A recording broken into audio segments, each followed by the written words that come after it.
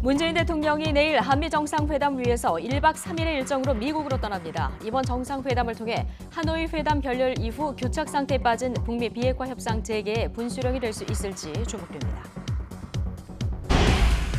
당정청이 올해 2학기 고3 학생을 시작으로 무상교육을 단계적으로 확대해 오는 2021년까지 고등학생 전원을 대상으로 무상교육을 실시하기로 확정했습니다. 무상교육이 필요한 연간 2조 원의 재원은 중앙정부와 교육청이 분담하기로 했습니다. 카카오톡 대화방에 음란물 사진을 올린 혐의를 받는 가수 로이킴이 오늘 새벽 인천국제공항을 통해서 귀국했습니다. 로이킴은 미국에 체류하던 중 수사가 시작되면서 급히 귀국했고 변호사를 선임해 경찰 조사에 성실히 임하겠다고 밝혔습니다. 20여 년 전 지인들에게 수십억 원대 돈을 빌린 뒤 해외로 도피했다는 의혹을 받고 있는 래퍼 마이크로닷의 부모 신모 씨 부부가 경찰에 체포됐습니다. 경찰은 10여 명이 원금 6억 원의 피해를 입었다고 보고 이들에 대한 본격적인 조사에 착수했습니다. 필로폰 구매 혐의로 긴급 체포된 방송인 로버트 할리 씨가 경찰에 출석해 취재진에게 죄송합니다라고 짧게 답변했습니다. 경찰은 할리 씨가 구입한 필로폰을 직접 투약한 것으로 보고 모바일 정밀 감식과 함께 보강 수사를 벌이고 있습니다. 일본 후쿠시마산 수산물 수입을 금지한 우리 정부 조치에 대한 세계무역기구의 최종 판단이 12일 새벽에 나옵니다. 1심에 이어 2심마저 패소하면 후쿠시마 수산물의 국내 수입이 불가피해져 소비자들의 불안감이 커지고 있습니다. 네, 뉴스앤이슈 2부 시작하겠습니다. 강원도 산불 소식부터 알아보겠습니다. 자, 이번 산불로 피해를 입은 이재민들 공식적으로는 700여 명이지만 친인척 집에 머무는 분들까지 합치면 1,000명이 넘을 것으로 추산되고 있습니다. 네, 이들 모두 몸도 마음도 상당히 지친 상태입니다. 의료 지원 활동도 시작이 됐다고 하는데요. 현장으로 가보겠습니다. 지환 기자. 네, 강원도 속초시 장천마을입니다. 네, 피해가 컸었던 장천마을에 가 있는데 지금 정오를 향해 가고 있는데 지금 상황이 어떻습니까? 네, 이곳 장천마을은 이번 동해안 산불로 피해를 입었던 마을 중에서도 가장 피해가 컸던 마을 중에 하나입니다. 전체 주택 40여 채 가운데 절반 정도가 불에 탔는데요. 그러다 보니까 이 많은 기관과 단체에서 이곳에 상주를 하면서 도움을 주고 계십니다. 잠깐만 좀 둘러볼까요? 네, 한국전력공사 사회봉사단에서도 지금 계속 나와 계시고요. 지금 대한적 십자사 구호 급식 차량이 있고요. 지금 정오라서 지금 막 점심 준비를 막 하시는 것 같습니다. 대한불교 조계종 신흥사에서도 지금 지원을 나와 계시고요. 여러 가지 긴급 구호 세트도 눈에 보이고 있습니다. 오늘은 좀 특별한 날입니다. 이곳에 의료 지원이 시작이 됐습니다. 지금 이곳에 속초와 고성과 자매 결연을 맺은 곳이 협약기록이 경희의료원인데요. 지금 계속해서 많은 분들이 상담을 받고 계십니다. 피해 주민 가운데 집이 탄 분들은 이재민 대피소나 마을에 관해서 버티고 있는데 몸이 아픈 분도 많고 혈압, 당뇨에도 약을 미처 챙기지 못한 분이 많습니다. 오늘 이곳 마을에 찾아온 속초 고성과 결혼을 맺은 경희의료원인데요. 소화기 내과나 가정의학과, 한방병원 등 의료진 20여 명이 진료를 보고 있습니다. 간단히 의료진과 좀 말씀을 나눠보겠습니다. 네, 안녕하십니까? 소개 좀 해주십시오. 안녕하십니까? 경희의료원 소화기 내과에서 온 심재준 교수입니다. 네, 오늘 어떻게 해서 이곳에 방문하게 되셨나요? 오래전부터 이 속초시와 저희 경희의료원 기관이 자매 결연을 맺고 있었습니다. 그 인연을 계기로 급하게 저희 봉사팀이 꾸려져서 오게 되었습니다. 네, 지금 많은 분들이 이재민들 정말 몸과 마음이 피폐해졌고 힘드신데 지금 어떤 분들 진찰해 보셨는데 어떤 분들이 제일 편찮으시다는가요? 네, 대부분 이제 연세가 많으신 연로한 분들이 대부분이셨고요. 기존에 이제 많은 질환들을 갖고 계신 분들이 많으셨고 이번에 화재로 인해서 또 연기를 또 흡입하시고 또 많이 놀라시고 하시면서 기존에 있던 질환들이 많이 악화되신 분들이 상당히 많았습니다. 특히 그 놀라시면서 불안장애와 또 불면증 증세를 호소하는 분들이 상당히 있으셨습니다. 네, 어떤 점을 의료진이 오셨는데 특별히 더 보고 계신가요? 저희들이 좀 급하게 오는 바람에 또 많은 부분들을 챙겨 갖고 오지는 못했고요. 일단 급하게 와서 좀 많이 놀라시고 또 여러 가지로 힘드신 분들에게 조금이라도 이제 위로와 위안을 좀 드리고 싶은 마음에 이렇게 찾아왔고요. 그런 부분들을 좀 더 집중적으로 관리를 하고 또 챙겨드리고 있습니다. 네, 앞으로 계속 애써주시기 바랍니다.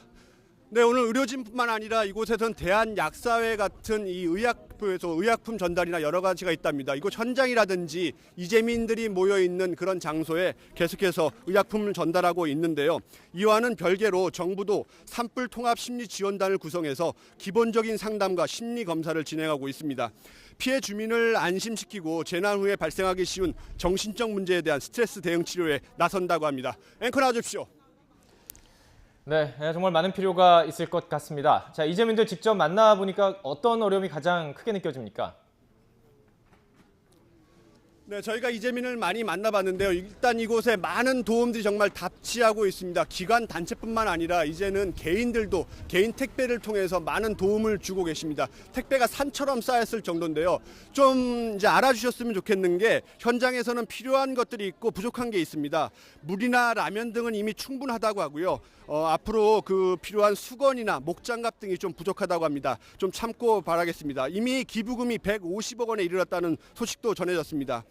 주민들이 가장 원하는 건 빠른 복귀를 위한 타버린 주택을 재건하는 겁니다. 규정상 이 모든 주택이 모두 타버려도 보상비가 1,300만 원뿐이라서 과거 산불 재난처럼 또다시 은행에서 돈을 빌려야 하는 게 아닌지 걱정이 많습니다. 게다가 이 피해 주민 대부분이 농사짓는 농민입니다. 그래서 농사 장비나 모종, 농기계까지 모두 타버린 경우가 많은데요. 올 한 해 정말 생계가 걱정입니다.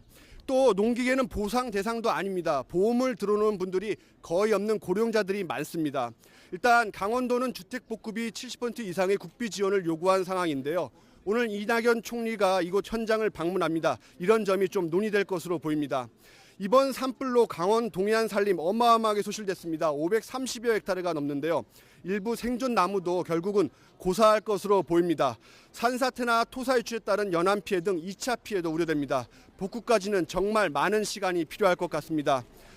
네, 동해안과 이곳 산간 지역 오늘 밤과 새벽에 대설 예비특보가 내려졌습니다. 눈이 온다고 하니까요. 잔불 걱정은 좀 덜게 됐는데요. 주민들의 아픔이 좀 더 조금은 가라앉았으면 하는 바람입니다. 네, 지금까지 산불 피해 현장 속초시 장천마을에서 YTN 지환입니다. 네, 산불 피해가 컸었던 장천마을 상황 둘러봤고요. 자, 지금 국회에서는 강원도 산불 피해 상황과 복구를 위한 행정안전위원회 전체 회의가 열리고 있습니다. 이재민 지원 방안이나 산불의 책임 소재부터 소방관의 국가직 전환 문제까지 다양한 논의가 나오고 있습니다. 취재 기자 연결해 보겠습니다. 조은지 기자. 네, 국회입니다. 네, 신임 진영 행안부 장관이 임명 이후에 처음 국회에 오른 자리이기도 한데요. 국무회의 때문에 조금 늦어진다고 했는데 아직 합류 안 했습니까? 네, 어제 임명장을 받은 행정안전부 진영 장관 대통령 주재 국무회의 때문에 참석이 좀 늦어졌는데요. 방금 제 옆쪽 엘리베이터를 타고 회의장으로 올라갔습니다. 대신 행안부 류희인 재난안전관리본부장과 정문호 소방청장이 산불 피해 상황과 시각별 정부 대응, 이재민 지원 대책과 주택복구 방안 등을 보고했습니다. 화재 원인, 고성 속초는 알려진 대로 전신주 개폐기 전선이 탈락하면서 스파크가 튀었고 그래서 불이 난 것으로 알려졌고요. 강릉 동해는 신당의 전기 합선 때문에 인제는 아직 조사 중이라고 보고가 들어왔습니다. 다만 국립과학수사연구원이 정밀 감식을 하고 있어 한 달 뒤쯤 정확한 결과가 나온다고 설명했습니다. 소방청은 또 산불이 잦은 강원도와 협조해 강풍에도 산불 대응이 가능한 대형 소방 헬기 도입을 추진하겠다고 밝혔습니다. 소방공무원의 처우 개선 문제, 즉 국가직으로 전환하는 문제와 산불 피해 복구 비용을 추가 경정 예산에 포함할지를 놓고 여야의 책임 공방도 이어지고 있습니다. 여당은 서둘러 추경을 편성해야 한다는 입장인 반면 야당은 추경은 총선을 위한 선심용 예산이라며 예비비부터 먼저 쓰라고 맞서고 있습니다. 어제 문재인 대통령이 장관 후보자 임명을 강행하면서 이에 따른 후폭풍도 만만치 않죠.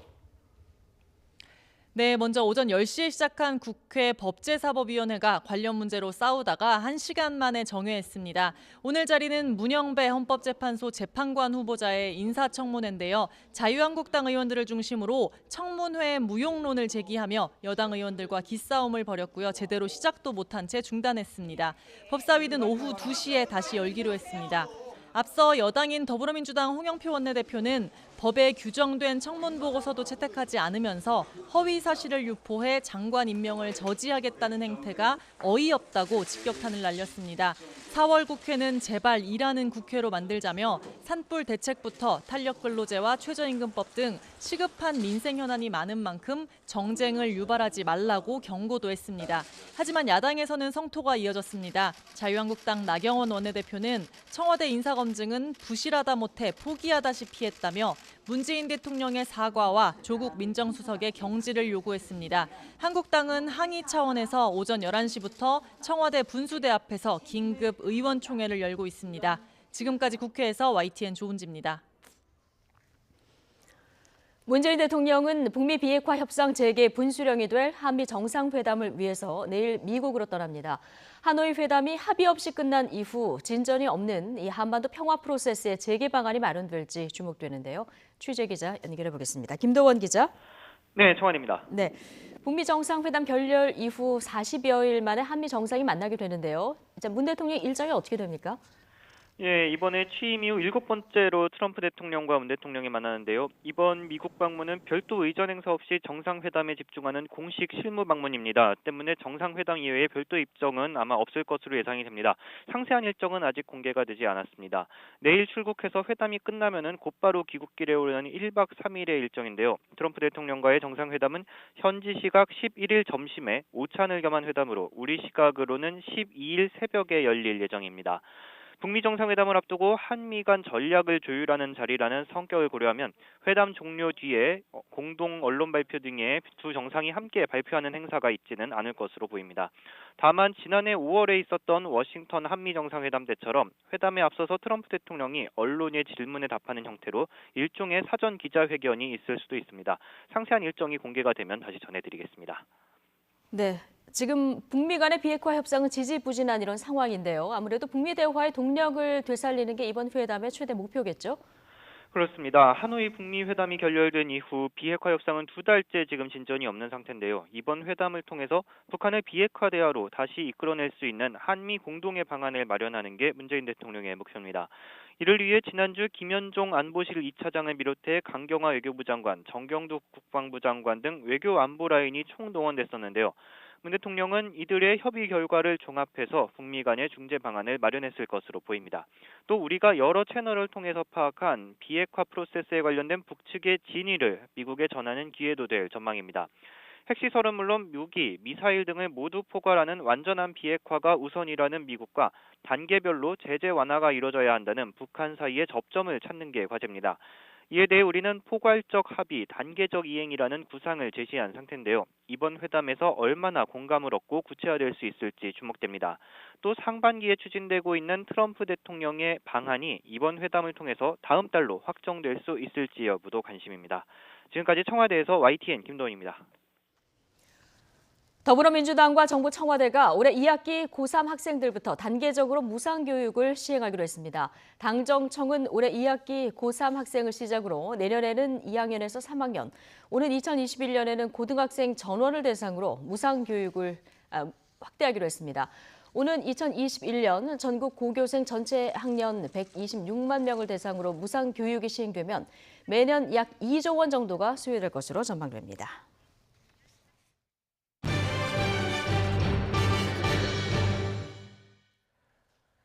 마약을 구매하고 투약한 혐의로 긴급 체포된 방송인 하일, 미국명 로버트 할리 씨가 이틀째 경찰 조사를 받았습니다. 경기 남부지방경찰청 사이버수사대는 오늘 오전 10시쯤 하 씨를 다시 불러 필로폰 구입 양과 투약 여부 등에 대해 추가 조사를 진행하고 있습니다. 하 씨는 온라인을 통해 필로폰을 사들인 혐의를 받고 있습니다. 조사에 앞서 하 씨는 마약 투약 혐의를 인정하느냐는 취재진의 질문에 죄송하다는 말만 한 채 서둘러 청사 안으로 들어갔습니다. 남양유업 창업주 외손녀 황하나 씨의 수사 무마 의혹과 관련해 경찰이 담당 수사팀 관계자들을 불러 조사했습니다. 서울지방경찰청 지능범죄수사대는 어제 지난 2015년 황 씨의 마약 혐의 수사를 맡았던 경찰관 A 씨를 참고인 신분으로 불러 조사했습니다. 경찰은 또 황 씨가 2015년 명예훼손 혐의로 고소당했을 때 특혜를 받았다는 의혹과 관련해 담당 경찰관 B 씨도 불러 경위를 조사했습니다. 남양유업은 마약 혐의로 구속된 창업주의 외손녀 황하나 씨에 대해서 회사 경영과 무관하다고 거듭 밝히고 강력한 처벌을 요청했습니다. 남양유업은 입장 자료를 내고 국민적 공분을 일으킨 범법 행위가 엄정한 수사를 통해서 공정하고 강력하게 처벌되기를 바란다고 밝혔습니다. 음란물 유포 혐의를 받고 있는 가수 로이킴이 오늘 새벽 4시 20분쯤 인천국제공항을 통해서 귀국했습니다. 로이킴은 정준영 씨와 함께있는 카카오톡 대화방에 음란물 사진을 올린 혐의를 받고 있습니다. 학업을 위해 미국에 체류하던 가운데 자신에 대한 수사가 시작되면서 급히 귀국한 것으로 알려졌습니다. 연예계 비투 논란을 불러온 래퍼 마이크로닷의 부모 신모 씨의 부부가 어제 귀국했습니다. 신 씨 부부는 공항에 도착하자마자 경찰에 체포돼 충북 제천경찰서로 신병에 넘어갔는데요. 오늘 오전부터 비투 의혹과 관련해서 신 씨 부부에 대한 본격적인 조사가 이루어지고 있습니다. 취재기자 연결해서 자세한 소식 알아보겠습니다. 이성우 기자. 네, 정국부입니다. 비투 논란을 불러왔었죠. 래퍼 마이크로닷의 부모 어제 귀국했죠. 네, 래퍼 마이크로닷 부모 61살 신모 씨 부부가 어젯밤 뉴질랜드에서 자진 귀국했습니다. 20여 년 전 충북 제천에서 지인들에게 거액의 돈을 빌리고 해외로 도피했다는 의혹이 불거진 뒤 반년 만입니다. 이들의 귀국은 최근 변호인을 통해 경찰의 자진 귀국 의사를 밝히면서 추진됐습니다. 사기 혐의로 인터폴 적색 수배 중이던 이들 부부는 공항에서 기다리던 경찰의 체포에 순순히 응했습니다. 공항에서 취재진의 질문에 피해자들에게 죄송하다는 짤막한 답변과 함께 사기와 해외 도피 의혹에 대해서는 IMF가 터져서 어쩔 수 없는 상황이었다고 해명했습니다.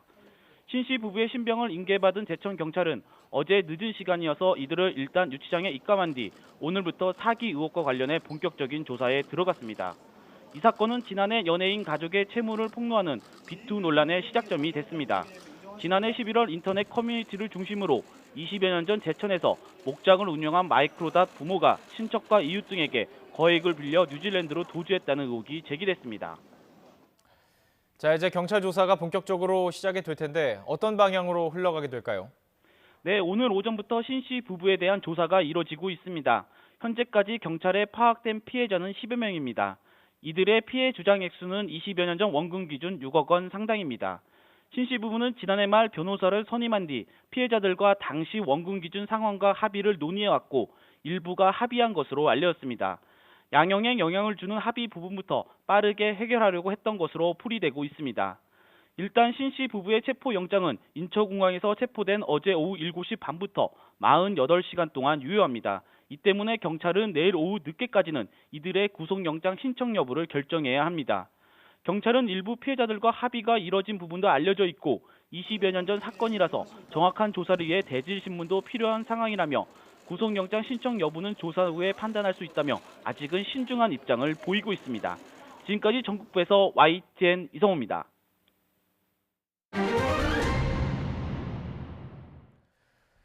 일본 후쿠시마산 수산물 수입을 금지한 우리 정부의 조치에 대한 세계무역기구 WTO의 최종심 결과가 우리 시각으로 오늘 10일 새벽에 나올 예정입니다. 1심 패소에 이어서 2심도 패소하게 되면 후쿠시마 수산물 수입이 허용되게 돼서 파장이 클 것으로 보입니다.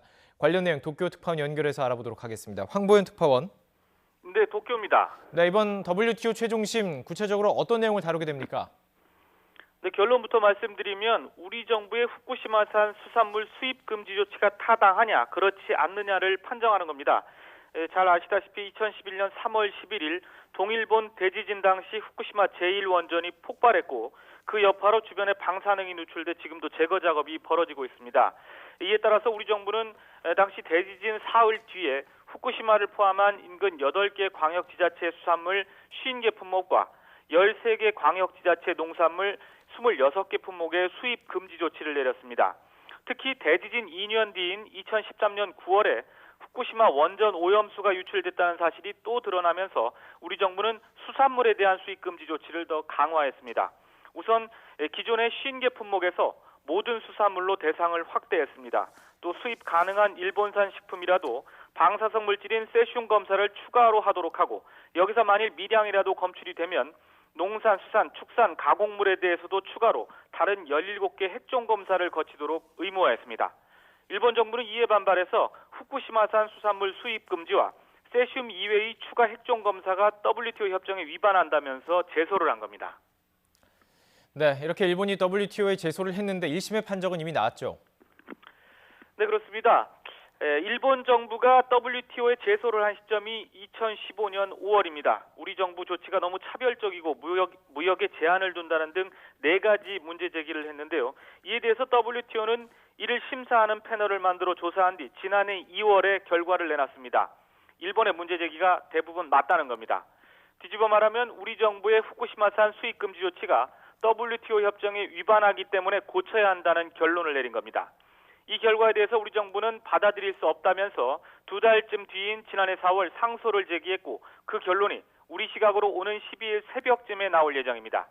WTO 규정상 2심이 최종심이기 때문에 이번 결정이 후쿠시마 수산물의 국내 수입에 대한 최종 판단이 될 것으로 보입니다. 네, 아직 판단이 내려지진 않았습니다. 하지만 섣부르긴 하지만 최종심 결과 어떻게 예상해 볼 수 있을까요? 네, 지난해 2월 WTO가 내놓은 1심 결과가 뒤집어지기는 어렵지 않겠느냐는 시각이 많은 게 사실입니다. 지금까지 WTO의 1심 판결이 2심에서 번복된 전례가 거의 없기 때문입니다. 그렇게 된다면 결국 후쿠시마 수산물의 국내 수입이 가능해질 것이라는 전망이 나오고 있습니다. 그래서 그런지 일본 정부에서는 상당히 자신만만한 분위기가 역력합니다. 어제 일본 정부 대변인격인 스가 요시히데 관방장관이 이와 관련해 짧게 언급했습니다. 스가 장관은 일본 정부가 WTO에서 한국의 수입 규제 조치가 WTO 협정에 비춰서 일본 수산물 등을 자의적으로 부당하게 차별하고 있는 점과 필요 이상으로 무역 제한적인 것임을 확실히 주장해왔다고 말했습니다. 그러면서 이런 일본 정부 주장을 WTO에서 충분히 고려해 판단이 내려질 것으로 기대한다고 강조하게 됐습니다. 자, 그렇지 않으면 좋겠지만 만약 WTO가 최종심에서 일본의 손을 들어주게 된다. 그렇다면 이 후쿠시마산 수산물이 바로 우리나라로 들어오게 되는 건가요? 그렇지는 않습니다. 패소해도 우리 정부가 당장 후쿠시마산 수산물 수입에 길을 터줘야 하는 것은 아닙니다. 내년 7월까지 15개월의 시간이 있습니다. 판정 결과를 즉시 이행하기 어려우면 최대 15개월까지 이행 준비 기간을 가질 수 있도록 WTO에 규정돼 있기 때문입니다. 이와 관련해서 문성혁 신임 해수부 장관은 최근 인사청문회에서 패소한다 하더라도 최장 15개월간의 이행 기간이 있으며 이 기간을 최대한 활용해 국민 안전과 건강을 최우선으로 대책 방안을 마련하겠다고 말하기도 했습니다. 물론 이행 준비 기간 15개월 이후에도 우리 정부가 이행을 안 하고 버틸 수도 있습니다. 하지만 그럴 경우에는 일본의 반발은 물론이고 WTO에서 매달 이 문제에 대한 회의가 열리고 우리 정부를 질타하는 국제적인 목소리가 높아질 게 뻔한 만큼 여러 가지 부작용을 감수하기는 쉽지 않아 보입니다. 예, 말씀하신 대로 패소에도 15개월의 시간이 있다고는 하지만 결국은 이 수입이 가능해지는 게 아니냐 이런 우려가 있습니다. 이에 따른 파장도 클 것 같은데요. 그렇습니다. 최종심에서 패소하면 일단 우리 정부의 그간의 대응이 과연 적절했느냐는 지적이 나올 수 있습니다.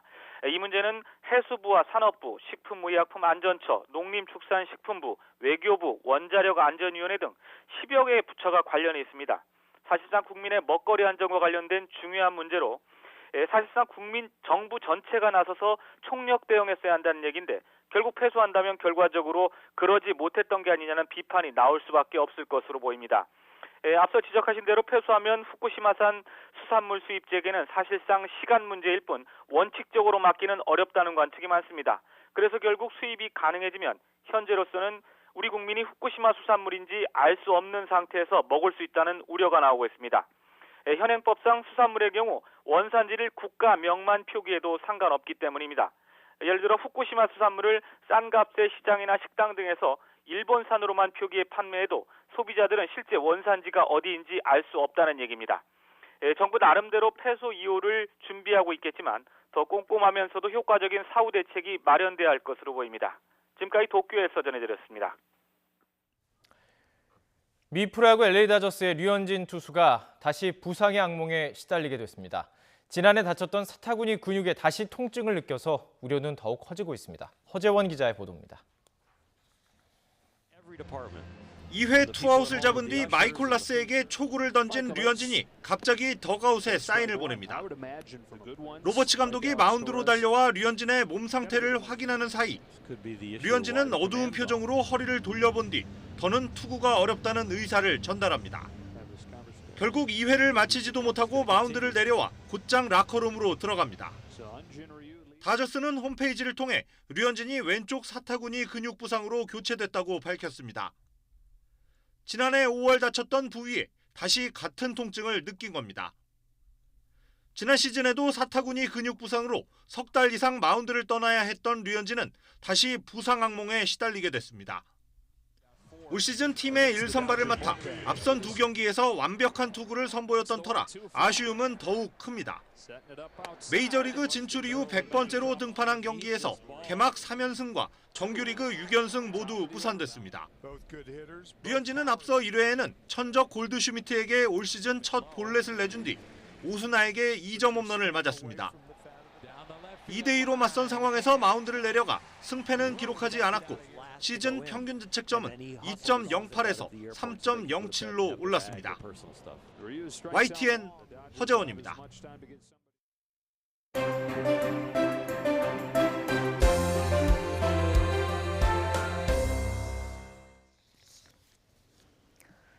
네, 김현철 통일부 장관과 박영선 중소벤처기업부 장관 어제 임명장을 받고 오늘 국무회의에 참석했습니다. 야당은 역대급 인사폭거라면서 반발하고 있는데요. 갈 길 먼 4월 임시국회 길은 더 험난해졌습니다. 김병민 경희대 겸임교수 그리고 김성환 시사평론가 두 분과 이야기 나눠보겠습니다. 어서 오십시오. 네, 안녕하세요. 안녕하세요. 자, 문재인 대통령, 박영선, 김현철 두 장관에 대해서 모두 적임자다 이런 입장을 어제 다시 한번 강조했습니다. 야당은 불통 인사에 결사 저항하겠다 이런 강경 입장인데요. 관련 이야기 먼저 듣고 오시겠습니다.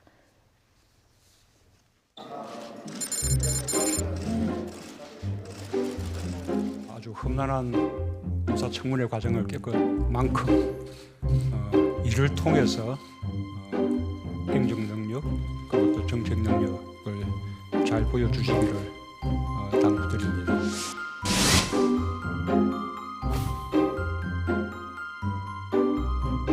성과를 보여주시기를 당부를 드리고요. 적임자라고 생각을 하고 있습니다. 기대가 큽니다. 인사청문회 제도 자체를 대통령이 앞장서서 유린하고 희희낙낙하면서 만면에 웃음을 띠고 임명장을 주고받는 그 모습 보면서 우리 국민들은 정말 절망하고 있습니다. 그 장면 보면서 국민들 이러셨으리입니다.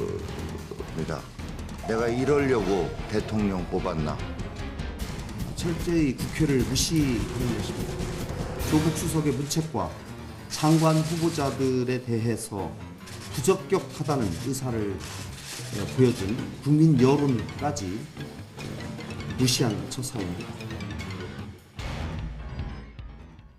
네. 자, 문재인 대통령 성과를 보여달라 이렇게 주문을 했는데요. 지금 야당, 특히 한국당 반발이 만만치 않습니다. 지금 정용기 정책위 의장 얘기 들어보면은 이러려고 대통령 뽑았나 이 얘기까지 나온 상황인데 앞으로 갈 길이 좀 험난해 보이긴 합니다. 물론 뭐 정치적 의미로서는 갈 길이 좀 험난해 보인다고 하는 게 사실인데요. 네. 그래서 저는 좀 생각을 해봤으면 좋겠습니다. 그러니까 지금 자유한국당에서 주장하는 불통이라는 게 과연 뭐냐? 자유한국당 입맛에 맞는 장관을 임명하면 소통이고 입맛에 맞지 않으면 불통인 것이냐? 그걸 한번 물어보고 싶은데요. 사실은 지금 박영선 후보자나 김현철 후보자의 경우에 저는 물론 이제 시각은 다를 수 있겠습니다만 국민들께서도 바라보기에 정말 부적격하다라고 생각할 만한 결정적 흠결이 있는가? 이 부분은 제가 볼 땐 그 정도까지는 아니라고 생각하거든요. 그럼 그 이유가 뭐냐? 결국은 정치적 공세의 측면이라는 겁니다. 그러니까 김현철 후보자 같은 경우에는 뭐 남북 평화 교류라든가 이런 쪽의 대북관을 가지고 있다고 해서 그게 야당 입맛에 맞지 않다고 그 사람을 공격해서 임명하면 안 된다고 얘기하는 것은 그건 과연 소통인 것이냐? 예. 그건 좀 이해가 안 되거든요. 그렇게 따지면 야당이 장관을 임명하지 뭐하러 대통령한테 장관 임명하라고 하겠습니까? 예. 그러니까 그런 점에 있어서는 야당이 어느 정도 양보하는 측면도 좀 있어야 한다고 생각합니다. 그러니까 최근의 정치 모습을 보면요. 예전에는 서로 간에 대치 정국으로 가다가도 그래도 한쪽이 양보하면 나머지 한쪽을 내주거나 이런 방식들이 좀 통하는 모습들이 있었는데 지금 그게 잘 안 통한다는 거예요. 거의 일방통행으로 계속 무조건 우리가 주장하는 있습니다. 것만 예. 받아들이고 그 받아들이지 않으면 불통이고 뭐 이게 대통령에 대한 뭐 약간 모욕적인 발언 같은 이런 발언까지 하는 게 과연 맞는 거냐. 그러니까 이거는 결국은 인사청문회에서 후보가 적격하냐 부적격하냐 이것의 문제가 아니라 야성을 어떻게 보여줄 것이냐 아니면 우리 지지층을 어떻게 결집할 것이냐. 이번 기회에 정부가 인사를 검증한다고 하는데 그 부분에 허점이 일부 드러난 것을 파고들어서 정부를 좀 더 어떻게 집요하게 공격할 것이냐 이런 정치 공세적 측면이 저는 훨씬 더 강하다고 생각합니다. 예. 앞서 낙마한 두 사람과 달리 국민 눈높이에서 보면 이 두 사람은 의견이 분분하기 때문에 뭔가 이제 한국당에서 이렇게 결사항전까지 하는 것은 좀 지나치다 이런 의견을 주셨는데요. 어쨌든 문재인 정부에서 지금 국회 청문 보고서 없이 임명이 강행된 장관이 이제 11명이 됐습니다. 전임 정부하고 비교하면 좀 수치가 많다 이런 지적이 나오는데 야당에서는 검증이 부실하다 이런 얘기를 하고 있는 거고요. 청와대에서는 그만큼 야당이 지금 반대하는 게 너무 많아졌다. 이런 얘기를 하고 있거든요. 그러니까 인사 검증에 대한 책임이 있지 않았습니까? 조동호 후보자 그리고 최정호 후보자가 낙마하는 과정을 거치면서 청와대가 했던 해명은 이렇습니다. 청와대의 검증이 완결된 것이 아니라 결국은 인사 검증의 완결은 언론의 취재 그리고 청문회를 거치면서 검증이 완결된 것이라는 얘기를 하게 되죠. 박영선 장관 같은 경우는 청문회가 완전하게 완결된 상황이 아닌 상태로서 사실상 파행으로 끝나게 됩니다. 지금도 야당을 비롯한 여러 언론에서 박영선 장관에 대한 여러 가지 의혹들이 쏟아져 나오고 있는 상황이고요.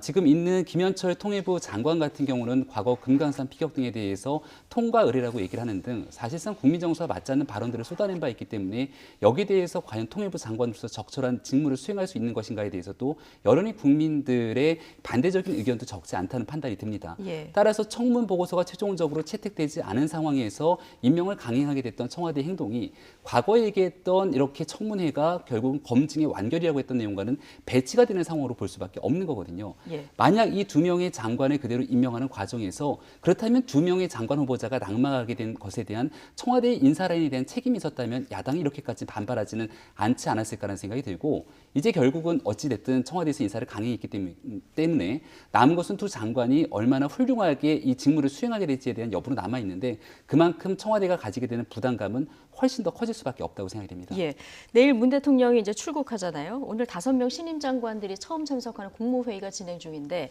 한국당이 청와대 앞으로 지금 갔습니다. 뭐 상징적인 의미가 있을 거라고 예. 보고요. 그러니까 우리는 뭐 신임 장관을 인정할 수 없다. 뭐 이런 이제 의제 표명이라고 생각이 됩니다. 그러니까 긴급 의총을 지금 청와대 앞에서 네, 청와대 앞에서 이제 여는 한다고 거죠? 하는데요. 예. 뭐 방금 전에도 지적하셨던 것처럼 이번에 인사검증은 미흡했다고 하는 게 국민 대다수의 인식이라고 생각합니다. 그러니까 그 부분에 대해서 인사검증 라인에 대한 뭐 문책이든 어떤 방식으로든 조치도 필요할 거라고 예. 생각합니다. 그러니까 그것은 뭐 지난번에 국회 운영위원회에 참석했던 노영민 비서실장이 뭐 사과하는 정도로 끝나서 될 것이냐. 저는 좀 미흡하다고 생각하거든요. 예. 그러니까 차라리 문재인 대통령이 그 부분에 대해서 한 번쯤 정도를 하고 넘어갔으면 좋았을 뻔했다. 예. 이런 아쉬움도 같습니다. 근데 다만요. 그러니까 그 후보자에 대해서 지금 야권에서 계속 공격하는 것을 그걸 검증으로 볼 것이냐 아니면은 오히려 인신공격성에 가까운 것으로 볼 것이냐에 관한 관점은 좀 다르다고 생각해요. 그러니까 지금 이제 김현철 후보자 같은 경우에는 이전에 SNS 문제 나온 거 외에는 특별하게 더 없고요. 지금 통과 의례라고 하는 것도 굉장히 선정적인 의미로 뽑아낸 의미에 가깝다고 저는 생각하거든요. 사람의 말이 아가 다르고 어가 다른 것인데, 그러니까 피격 사건은 2008년에 있었고 글은 2010년에 쓴 겁니다. 그러니까 남북 관계를 포괄적으로 설명하는 과정에서 금강산 관광이라는 것이 남북 관계의 일종의 이제 초석이 됐던 거였는데 왜 이렇게 좌충우돌하면서 진행되지 않았느냐. 그게 어떻게 보면 한 70년 가까운 시간 동안에 그 시점으로 따지면 한 60년 정도겠죠. 분단 세월을 거쳐왔기 때문에 서로 간의 이해 차이도 크고 이 굉장히 많은 좌충우돌이 있을 것이다 라고 하는 개념에서 사용했던 표현인데 뭐 통과 의례라고 하는 표현만 뽑아놓고 보니까 마치 피격 사건이 정당하다는 식으로 표현했다고 비춰질 수 있다는 거예요. 근데 그것도 너무 지나치다고 생각이 되고요. 박영선 후보자의 경우에는 저는 개인적으로 더 지나치다고 봐요. 그러니까 물론 자유한국당에서 의심할 수는 있다고 생각합니다. 왜냐하면 남편이 소속돼 있는 로펌이 있고 그 로펌에서 삼성이나 현대기아차 같은 곳에 소송을 많이 수임했기 때문에 특허 소송을 수임했는데 그런 가운데 부인이라고 하는 사람은 국회에서 그 재벌들을 공격했다. 그럼 공격하고 난 다음에 재벌들이 겁나서 가서 오히려 특허 소송을 수임하게 한 거 아니냐. 네. 이런 이제 의혹은 제기할 수 있는 지금. 수준은 예. 된다고 보는데요. 그러면은 지금 삼성에서 구체적으로 팩트를 제시했잖아요. 그리고 뭐 민주당에서도 팩트를 제시했지만 남편이 그 로펌에서 직접 수임한 게 아니라 한국 사무소에서 수임한 게 아니라 글로벌 로펌 차원에서 받은 것이다. 미국에서 받은 것이다. 네. 이건 그러면 어떻게 설명할 것이며 그리고 남편이 직접 그 부분에 직접 뭐 소송이라는데 관여한 바도 없다고 하는 점들에 대해서 뭔가 반박하거나 이럴 만한 자료를 내놓거나 아니면 내부자의 증언을 내놓거나 이런 방식으로 해야 맞아떨어지는 의혹이거든요. 근데 단순히 부부라는 관계 때문에 무조건 잘못됐다고 막 몰아세우기만 한다고 해서 국민을 설득할 수 있는 것은 아니라는 겁니다. 그러니까 그런 점에서 의혹 제기는 있을 수 있지만 그 의혹을 지속적으로 끌고 가기에는 부족한 의혹을 가지고 지금 자격이 없다고 막 몰아세우는 것은 뭔가 부족한 그 퍼즐을 가지고 전체를 뭐 호도하는 것 같은 느낌을 받게 된다는 거죠. 한국당에서는 어쨌든 뭐 여러 가지 추가 의혹을 좀 제기하면서 장관이 아니라 좀 국회의원 자질도 안 되는 거 아니냐 이런 비판을 좀 쏟아내놓고 있는 이런 상황인데 임시국회 어제 시작되는데 지금 의사일정 합의도 못한 이런 상황입니다. 한국당이 앞으로 또 국회 보이콧할 가능성도 있다고 보십니까? 그럴 가능성은 저는 거의 없다고 거의 봅니다. 없다. 이번에는. 그러니까 야당으로서 현 정부에 대한 여러 가지 문제점들에 대한 공세는 아마 반드시 펼쳐나가게 될 거라고 생각하고요. 다만 지금 이 4월 임시국회에서 중요한 부분 중에 하나가 추경인데 여기에 대해서 강원 산불이라고 하는 국가적 재난 사태가 있기 때문에 여기에 대해서 협조할 부분들에 대해서는 아마 강하게 협조하는 모습들을 보이지 않을까라는 생각이 들고요. 과거에 이 1월달, 2월달 임시국회가 파행으로 흘러가게 되면서 자유한국당의 보이콧에 대한 국민적 여론이 크게 좋지 않은 상황이었습니다. 그러니까 4월 3일에 있었던 보궐선거 결과가 한국당에게는 굉장히 좀 어느 정도 기대할 만한 성과를 가져오게 됐는데 결국은 집권 가능한 야당으로서의 건전한 모습들을 보여주기 위해서 잘못은 충분하게 비판하면서도 충분하게 대안까지 마련할 수 있는 모습을 보이기 위해서는 이 모든 일들을 국회 안에서 다퉈야 된다라는 기조하에 아마도 보이콧할 가능성은 매우 적다고 생각합니다. 보이콧할 가능성은 매우 적다. 어쨌든 지금 한국당은 청와대 앞으로 간 상황이고요. 이 앞에서 뭐 하실 말씀 있으십니까? 네, 저는 자유한국당이요. 서쪽을 가서 때려야 되는데 동쪽을 가서 때리고 있다. 성동격수라고 하는 속담을 좀 얘기하고 싶은데요. 그동안에 제일 큰 정치적 화두는 연동형 비례대표제였습니다. 패스트트랙을 어떻게 태울 것이냐에 관한 문제였거든요. 자유한국당이 혼자 사실 홀로 반대하는 형국이었어요. 그리고 또 앞으로 총선의 어떤 정치 구도를 바꿀 수 있을 만큼 굉장히 중요한 일이었는데 지금 그 얘기 싹 사라졌습니다. 검경 수사권 조정도 사라졌고요. 공수처법 논의도 사라졌습니다. 그러니까 벌써부터 얘기가 나오는 게 아마 그거는 내년 총선 끝나고 나서야 얘기할 수 있다. 이런 얘기까지 나오거든요. 그게 정치적 화두가 되고 최대 초점이 됐을 경우에 자유한국당은 굉장히 사실 정치적으로 수세에 몰릴 가능성이 높은 상황이었습니다. 그러니까 이런 다른 쟁점들을 자꾸 부각시키고 이렇게 하면서 그 쟁점으로 실질적인 본질에 해당하는 쟁점들을 자꾸 덮는 거 아니냐. 저는 뭐 그런 의혹을 갖고 있습니다. 어쨌든 지금 뭐 선거제 개편 문제, 공수처 뭐 논의 문제 이런 문제들이 지금 또 지지부진해질 가능성이 굉장히 커진 이런 상황인데요. 한국당은 어쨌든 지금 청와대 앞에서 여러 가지 이제 문제를 제기하기 위해서 갔습니다. 오늘 아마 이 얘기도 좀 거론하지 않을까 싶기도 한데요.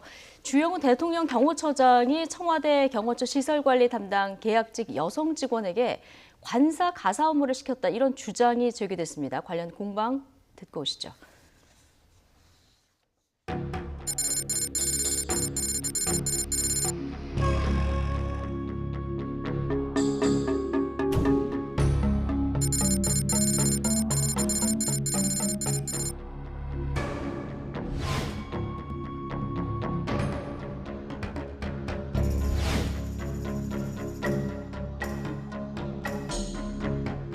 이게 나라냐라면서 집권한 문재인 대통령에게 저는 과연 묻고 싶습니다.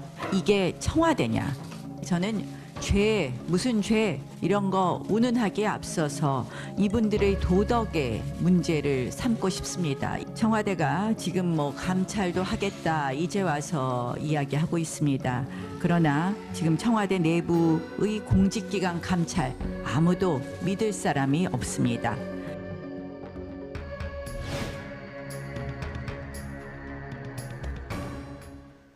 네, 양측의 주장이 지금 맞서고 있기 때문에 진실이 뭔지 굉장히 궁금한 상황인데요. 지금 이 무기계약직 여직원이 폭로를 한 겁니까? 아니면 어떻게 된 겁니까? 그러니까 그 여직원이 폭로를 한 것은 아닌 것으로 보이고요.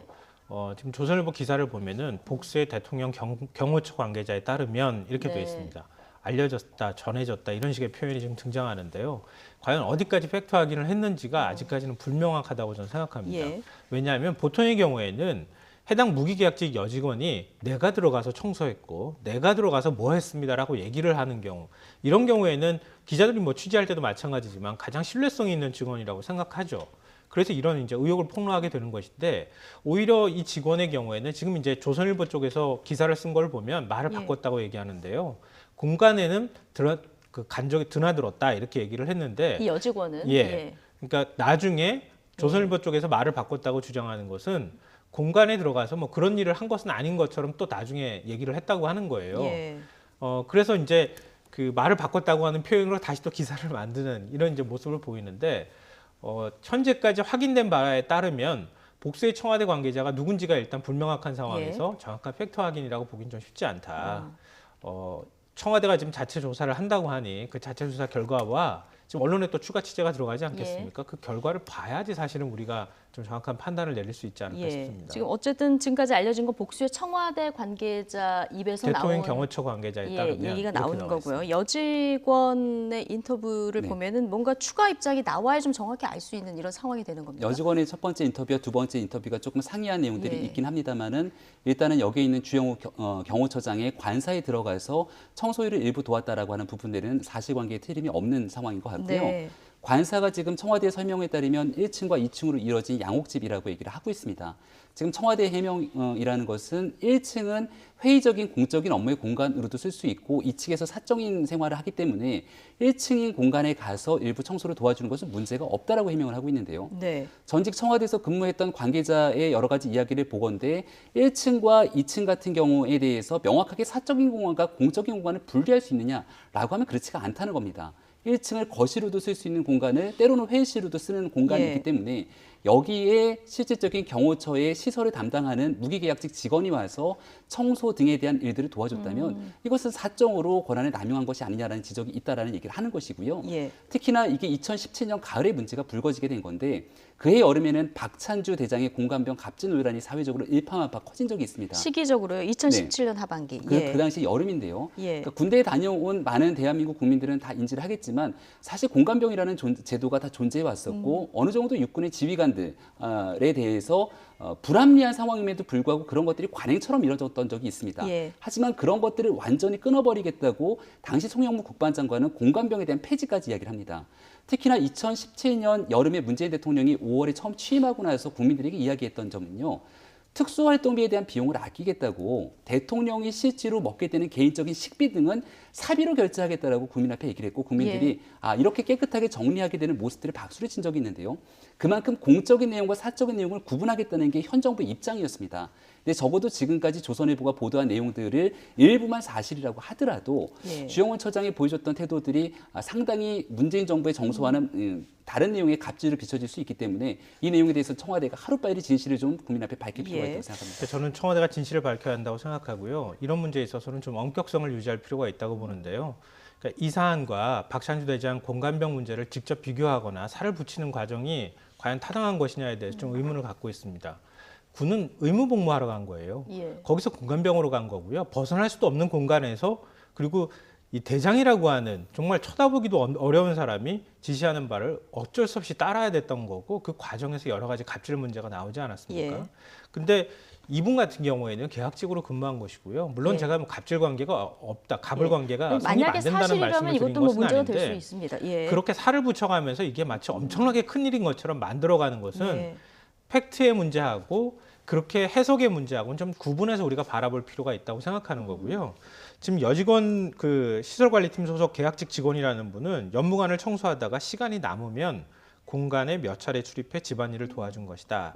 이렇게 조선일보 쪽에다 얘기를 했다는 겁니다. 인터뷰에서. 그러니까 이것도 사실은 본인이 어떻게 얘기하는지 직접 얘기를 들어봐야 알겠지만 그러니까 지금 말씀하신 것처럼 이 공적인 공간이 1층에 있고 관사가 2층에 있는데 사실 관사와 공적인 공간이 분리가 되게 어려운 공간에서 일을 한 건 맞아요. 보니까. 근데 그 과정에서 일하는 게 사람들이 1층에 내려와서 회의하다가 뭐 여러 가지 음식이나 뭐 이런 것도 음식물도 흐트러질 수 있을 수도 있고 쓰레기나 이런 것들도 있는데 관사에서 사용하는 부분들도 쓰레기나 이런 게 아래쪽으로 내려올 수도 있는 것이고요. 그 경계가 애매모호할 수 있었다. 그렇기 때문에 과연 어디까지 강제로 일을 시켰느냐 이 부분이 그 모든 사실의 핵심일 수밖에 없다는 겁니다. 당신 이거 해, 이것도 청소하고 이것도 다 도와줘. 그리고 공간에 있는 것도 이런 허드렛 일도 다 해라고 지시를 했는지 안 했는지 만약에 이런 사적과 공적 공간이 분리되기 어려운 공간에서 그냥 자연스럽게 관계를 유지하면서 뭐 이를 일부 도와준 적이 있는지 이런 것들을 좀 우리가 구분해서 봐줘야 할 필요가 도와준 있다고 건지 봅니다. 강제성이 있었는지 네. 이런 것들도 중요하고 저희가 이제 공간 구조도 잘 모르기 때문에 이 여직원의 어떤 추가 인터뷰나 이런 부분들이 굉장히 중요한 열쇠가 될 것 같습니다. 청와대 필요하면 정식 감찰하겠다 얘기를 했으니까 좀 지켜보도록 하고요. 야당에서는 그러나 청와대 기강 문제로 앞으로 뭐 공격 포인트로 삼을 것 같은 이런 느낌은 듭니다. 모처럼 정치권에서 한 목소리를 낸 부분이 있습니다. 산불 관련해서 이 피해 대책 부분 우리 한 목소리 내자 이렇게 얘기를 했었는데 지금 한 목소리가 나는 건지 안 나는 건지 잘 모르겠습니다. 네, 여러 가지 정치 공방들이 지금도 이어지는 것은 아닌가라는 생각이 드는데요.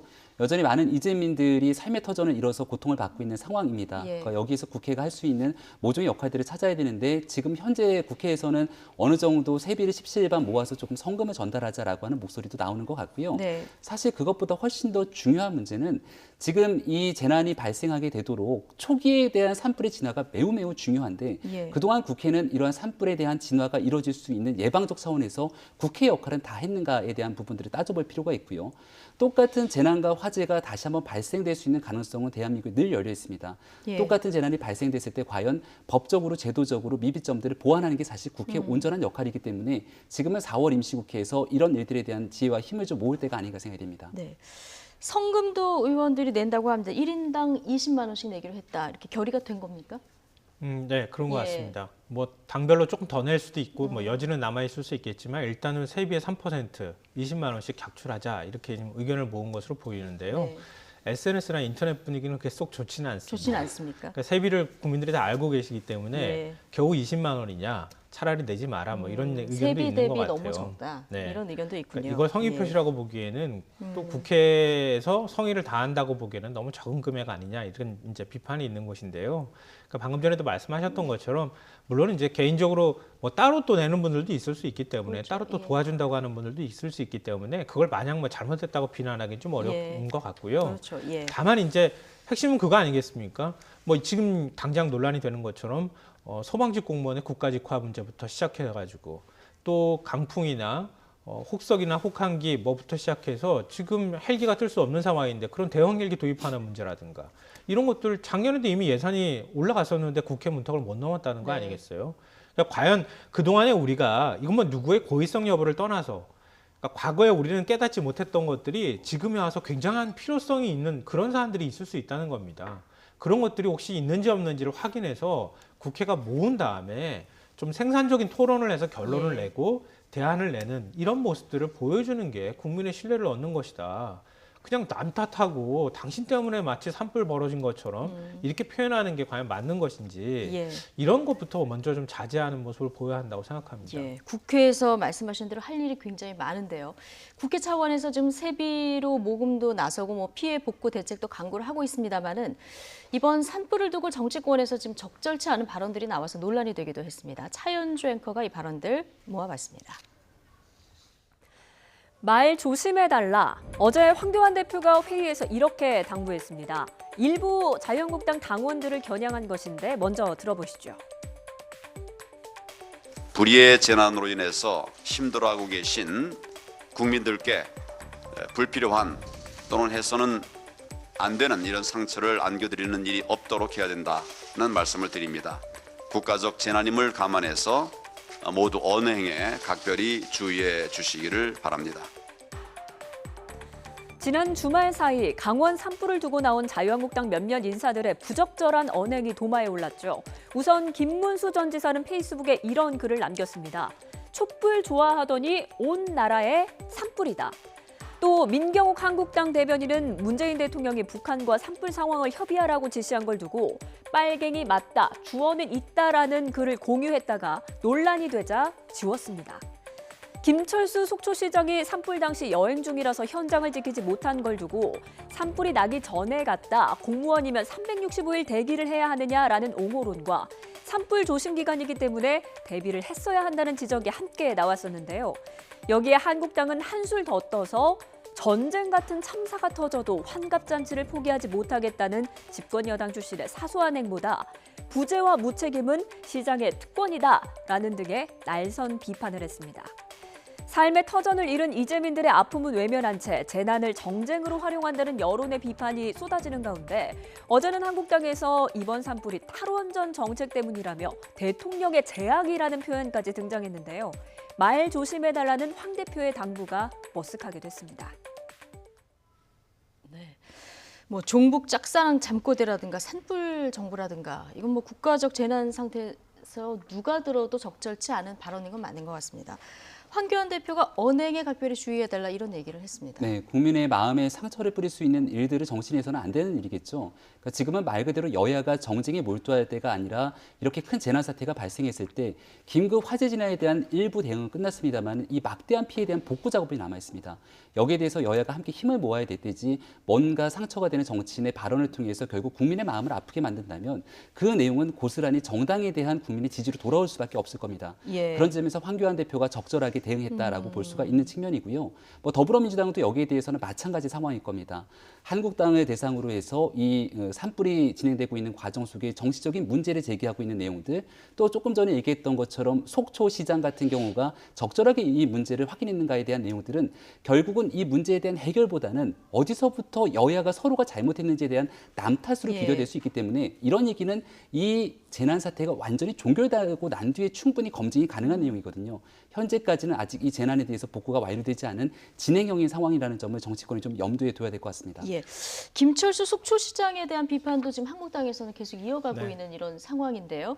산불이 난 걸 알고 간 건 아닙니다. 그런데 이제 비판이 계속되고 있는 상황이고 다른 뭐 바른미래당이나 정의당은 조금 한국당은 다른 입장인데요. 뭐 하태경 의원은 뭐 이렇게 공직자가 예를 들어서 지금 이제 김철수 시장이 제주도를 갔다가 비행기표를 끊으려고 했는데 순번에 밀려가지고 표를 이제 구하지 못해서 못 돌아온 것이다. 이런 부분에 대해서 우리가 정상 참작을 해야 될 필요가 있고 뭐 법을 또 개정해야 될 필요가 있다면 이렇게 급한 공무를 갖고 있는 공무원이 표를 좀 먼저 우선순위를 받을 수 있도록 하는 게 어떠냐. 뭐 이런 제도적 대안도 제시를 하곤 했는데요. 그래서 저는 김문수 전 지사가 발언한 것은 뭐 굳이 논평할 가치가 없다고 생각하고요. 다만 민경욱 대변인이 발언한 것은 우리가 지적해야 될 필요가 있다고 봅니다. 뭐 그 민경욱 대변인 개인적인 이력까지 제가 뭐 말씀드리긴 그렇지만 방송사 앵커를 거의 최장수 앵커를 했다고 하는 분 아니겠습니까? 말이 얼마나 무서운지, 말을 얼마나 적절하게 구사해야 되는지 누구보다 잘 아는 사람입니다. 그런데도 불구하고 지금 김철수 시장에 대해서는 저는 비판의 소지는 있다고 보거든요. 그런데 그 표현을 과연 화마가 덮쳐도 전쟁 같은 참사가 터져도 예견되었던 재앙의 기운이 짙어져도 환갑잔치는 포기하지 못하겠다. 이렇게 해야 되는 겁니까? 저는 이런 부분에 대해서는 대변인으로서 정말 부적절한 논평이라고 생각합니다. 본질적인 부분에 있어서요. 산불 조심 기간이고 영동 지역이 불이 한번 나면 굉장히 크게 나는 지역이라는 것을 알았다면 공무원들도 비상대기 상태라면 가급적이면 제주도로 가지 말고 속초 근방이나 아니면 한 몇 시간 거리 내에서 자동차로 이동할 수 있는 정도 거리로 가셨으면 어땠을까? 그 부분에 대해서는 비판받을 소지가 저는 충분하다고 생각합니다. 그러면 그 부분에 대해서 비판을 하면 되는데요. 이리 꼬고 저리 꼬고 이렇게 비아냥하고 저렇게 비아냥하고 이런 방식으로 공당의 대변인이 논평을 내는 게 과연 맞는 것이냐. 이렇게 하면요. 본질이 흐려져요.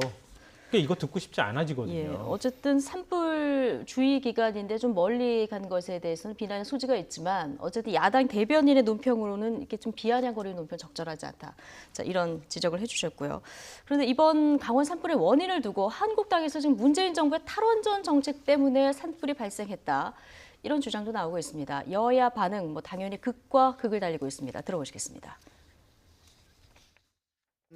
대통령께서 무리한 탈원전, 무분별한 태양광 정책을 추진해서 그게 결국 우량 공기업 한전이 적자로 돌아섰고 예산 삭감, 관리 소홀, 화재로 이어졌다라고 이렇게 볼 수밖에 없는 것이고 그렇다면 이것은 정말 대통령에 의한 인재다. 자연재해가 아니고 문재인 대통령에 의한 인재고 문재인 대통령에 의한 대통령 재앙이다.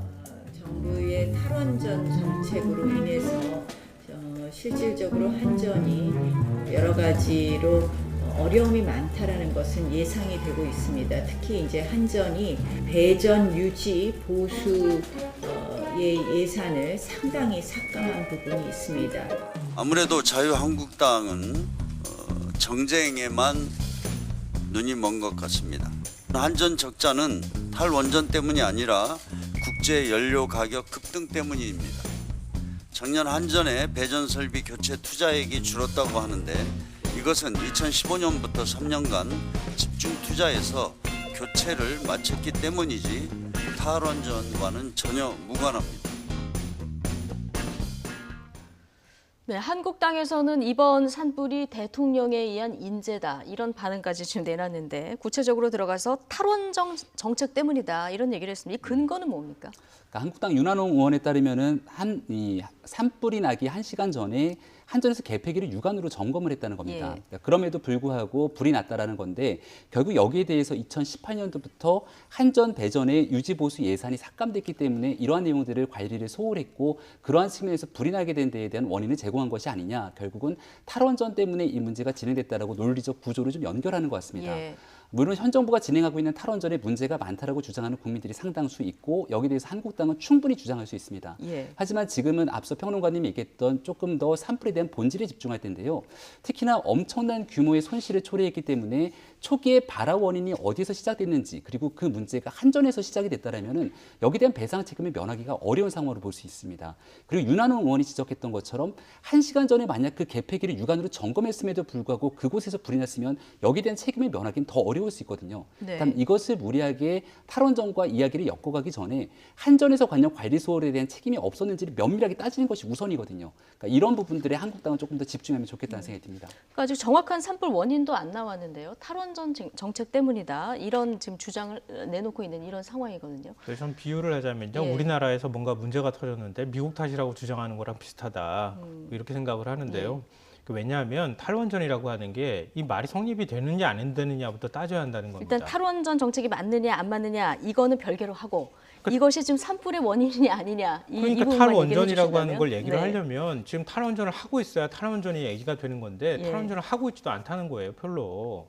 그러니까 이 굳이 정책 얘기를 때문에 한전 예산이 삭감돼서 지금 그러니까요. 문제가 발생했다. 한국당 주장인 그러니까 거거든요. 탈원전을 하다 보니까 뭐 태양광이나 이런 데에 대해서 좀 지금 투자들도 많이 이루어지고 있지 않습니까? 예. 그런 것을 한전이 민간 발전사에서 이 전력을 구입하는 비용 때문에 그 구입 비용 부담이 많아져서 뭐 배전이나 유지 보수 비용이 줄어드는 것이다. 어쩔 수 없이. 이런 식의 논리적인 3단 논법을 쓰고 있어요. 예. 근데 가장 큰 기본 전제가 되는 탈원전을 하고 있느냐? 그러니까 올해까지 해서 최근 3년 동안에 벌써 원전 3기가 추가로 건설이 됐고요. 문재인 정부 들어서서 원전이 중단된 거는 월성 1호기밖에 없어요. 앞으로도 계속 원전이 늘다가 향후 한 5, 6년 내부터 시작해서 차츰차츰 줄어서 한 60년 정도 이내에 점점 원전이 이제 퇴출되는 방향으로 나가는 거거든요. 그런데 무슨 탈원전이냐 이런 의문이 하나가 제기될 수 있고요. 둘째로는 이번 문제의 가장 그 본질은요.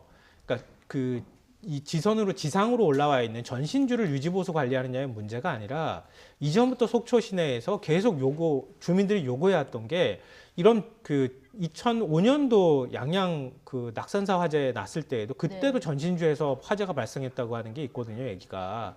그러면 그거 지중화해달라고 얘기를 했던 거예요, 계속. 예. 그러니까 이렇게 산림 지역으로 많이 통과하는 이런 전신주를 차라리 전력선을 땅속으로 묻어가지고 거기서 스파크가 튀어서 화재가 발생하지 않도록 하는 게 어떻느냐.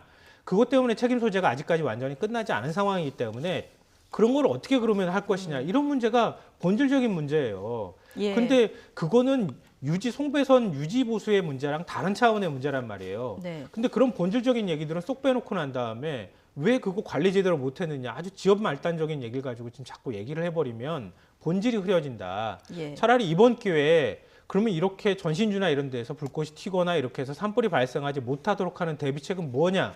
이걸 가지고 정부를 따지거나 아니면 그거에 대해서 한전을 압박하거나 이런 방식들을 선택하는 게 더 낫지 않겠습니까? 네. 국회에서 해야 될 보다 근본적인 이런 문제들을 좀 짚어봐야 되는 이런 상황이라는 말씀이신데요.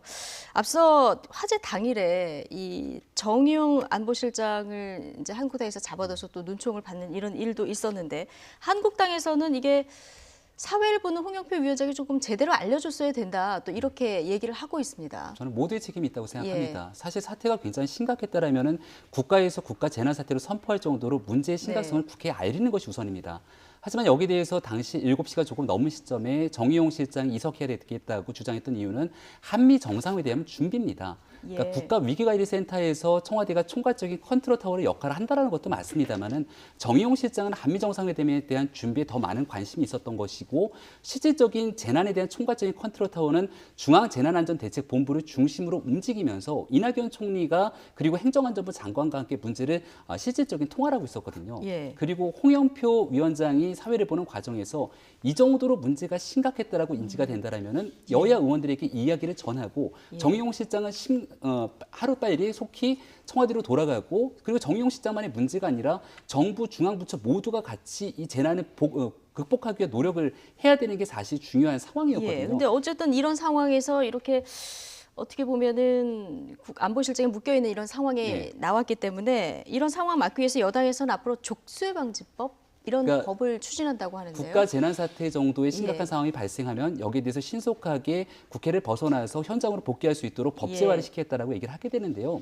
여기에 대해서 당시 상황을 짚어보게 되면은 YTN 같은 경우는 신속하게 이 재난이 있게 되는 상황을 재난 방송으로 보도하겠습니다만은 국가의 재난을 총괄하게 되는 기관 방송사인 KBS는 이 내용을 보도조차 하지 않아서 예. 여론의 문매를 맞은 적이 있습니다. 그 정도로 국가적인 재난 화재 상황 속에서 문제를 풀어나가야 되는 전체 시스템이 마비된 것이 아니냐라고 하는 우려가 있었던 상황이기 때문에 예. 여기에 대해서 총체적으로 문제를 다시 되짚어볼 필요가 있는 것이고요. 이것을 비단 야당의 문제만이다, 여당의 문제만이다라고 서로 정쟁화, 쟁정화시키는 것은 전혀 온당하지 못한 것이 아닌가라는 생각이 듭니다. 예. 뭐 어쨌든 소방 공무원제 처우 문제라던가 뭐 예산을 어떻게 할 것인가 이런 부분들이 국회에서 해결해야 될 부분들이 많기 때문에 정쟁보다는 이쪽에 좀 힘을 써 주십사. 오늘 두 분의 말씀이 이렇게 요약이 되는 것 같습니다. 김병민 경희대 겸임교수, 김성환 시사평론가 두 분과 이야기 나눠봤습니다. 고맙습니다.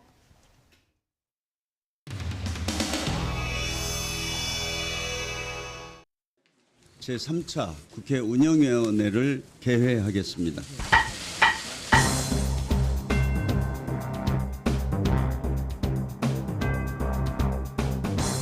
그래서 네. 지금 이번에 2명 낙마했는데요. 어차피 버리는 카드 쓰고 재물로 바치고 희생양으로 버리는 카드로 쓰시지 마시고 그렇게 말씀하시는 것은 무리하다고 생각합니다, 의원님.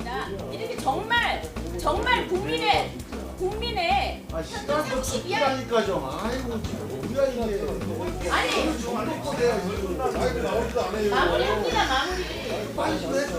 아니 저런 답변 듣고 화도 안 나는 게 아니 국회의원들 화가 안 나요 정말? 매치날 화가 안 나요?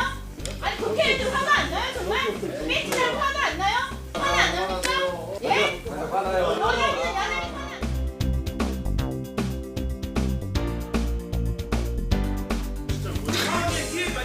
네, 강효상 의원님은 오늘 많이 하시니까 좀 회의 방해하지 마시고요. 네, 회의 방해 그만하시고요. 이건 약속 위반입니다. 아니 다 끝나고 시간 되면 하세요. 안 되면 못 하는 거고. 아니 이거 이런 식으로 할 겁니까? 이게 대한민국 국회 맞습니까? 이게 운영위원회 맞습니까? 이게 지금 뭐 야와이 판입니까? 네, 의사진행 발언하시죠. 야와이 처리. 야와이 판입니까? 야와이 판이에요? 야와이 판이가 왜 양심입니까? 저도 좀 의견 좀 말씀드릴게요. 강효상 의원님의 주장도 또 뭐 영 말이 안 되는 건 아니라고 보는 게 실제로 이제 약간 급박한 상황 때문에 발언을 하신 거거든요. 그래서 발언이 끝나면 강효상 의원님도 발언을 하시도록 하되 순서는 좀 뒤로 하는 걸로 그렇게 해서 발언 시간을 조정하는 걸로 해주시면 합당한 의사진행이 될 거다 이렇게 생각합니다. 근데 제 얘기 듣는 사람이 없네.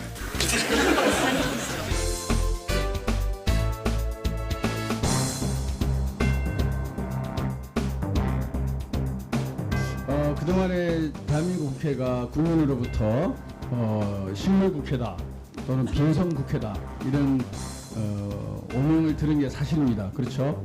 네. 정쟁의 수단으로 국회 의사일정을 활용하는 당에 의해서 우리 국회가 많이 삐걱거리는 게 사실인데 또 많은 의원님들이 국회법 개정에 동의를 하셨고 발의를 해서 오늘 드디어 상임위원회에서 통과되었습니다. 오늘 이후로 우리 국회가 정상화되기를 희망합니다.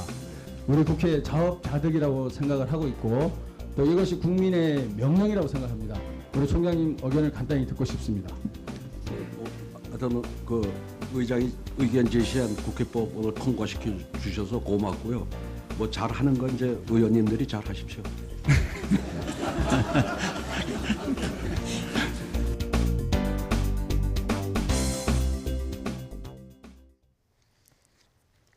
올해 2학기부터 고등학교 3학년은 수업료가 면제되고요. 내후년부터 고등학교 무상교육이 전면 시행됩니다.